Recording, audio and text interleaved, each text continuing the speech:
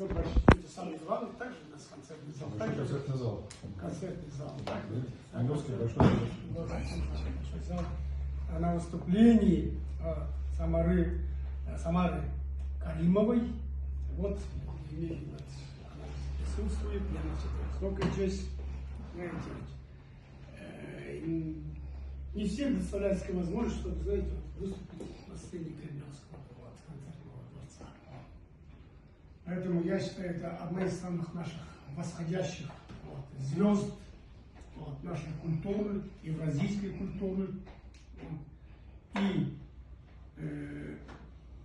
я имею честь, знаете, сегодня от имени моих коллег, депутатов Государственного комитета нашего, поприветствовать, выразить слова огромной благодарности вам, Самара, за ваш талант, понимаете, за ваше такое, знаете, это уникальный случай, это ведь не случайно.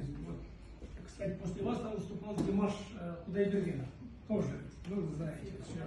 То есть, знаете, берет гордость, знаете, что среди наших братских народов, наших братских стран, понимаете, сегодня стремительно возвышается на мировую корону, знаете, наши братья, как Самара Каримова и Кудайберген, допустим, да, у нас на Алтае, поэтому хочется выразить слова вам благодарности сегодня.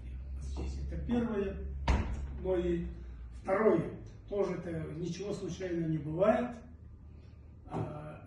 Буквально через несколько дней нас ожидается открытие перекрестного года от культуры России и Кыргызстана.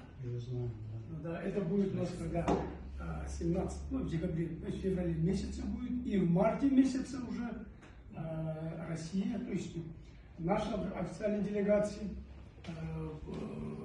выезжает в Бишкек, и там тоже будет